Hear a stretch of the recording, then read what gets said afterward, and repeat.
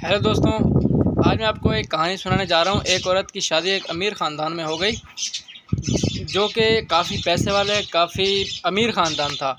लेकिन उस ख़ानदान में जिस औरत की शादी जिस आदमी से हुई वो भी बहुत अमीर थे। उनके चाइना से कंटेनर आते थे और इतना बड़ा कारोबार था कि एक दिन वो आदमी आता है, कहता है मैंने जो चाइना से कंटेनर मंगवाया था मुझे 25 लाख का मुनाफा हुआ है।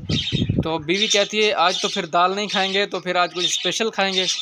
वो कहता है नहीं, दाल अल्लाह की रहमत है, दाल ही खाएंगे। दाल के तो पता नहीं कितने फ़ायदे हैं। तो वो बोलता है दाल के ये फ़ायदे हैं, दाल से बंदा बूढ़ा नहीं होता, दाल से काफ़ी फ़ायदे हैं, दाल से काफ़ी बीमारियों के फ़ायदे हैं।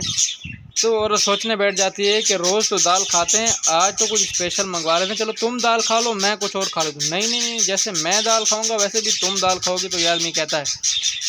तो फिर क्या होता है कि उस औरत के भाई आते हैं उसे मिलने के लिए, घर में आते हैं, वो चाय बोतल पिलाती है उनको। तो वो कहते हैं बहन तो परेशान लग रही है। तो वो भाइयों से कहती है कि भाई आपको सच बताऊं तो जब से मेरी शादी हुई है तो दाल खा खा के मैं थक गई हूँ। रोज़ाना दाल, पूरा हफ्ता दाल, दाल के अलावा वो कुछ खाते ही नहीं हैं।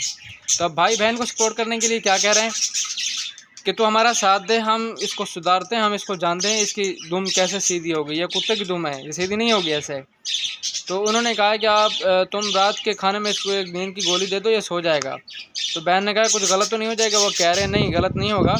तो वो गोली दे रही थी, वो रात को सो जाता है। तो वो क्या कहते हैं उसको कफन में लपेट के एक अंधेरे कमरे में ले जाते हैं और दोनों काला कपड़ा पहन के बैठ जाते हैं। तो वो जैसे कब्र में सवाल होते हैं उस तरह से पूछते हैं कि मन दीनों का और मन रब्बू का, इस तरह से सवाल पूछ के फिर कहते तुमने दुनिया में क्या खाया। अब वो कहता मैंने दाल खाया, दाल के अलावा कुछ नहीं खाया।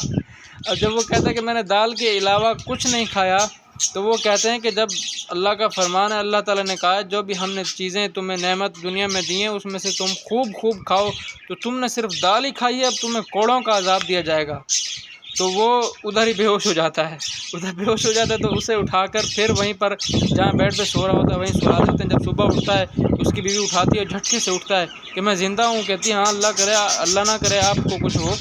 तो वो कहती है चले आप उठ जाए, मैं आपके लिए नाश्ता तैयार करती हूँ। कहता है क्या पका है। अब वो कहती है कि मैं आपको ब्रेड पे दाल लगा के दे दूँ। नहीं नहीं नहीं नहीं, दाल नहीं दाल नहीं दाल नहीं। जल्दी से उठ खड़ा होता है और कहता है कि अब दाल नहीं खानी, दाल जितनी सी घर में से दाल है निकाल दो। दाल का अज़ाब बहुत बड़ा अज़ाब है दाल का।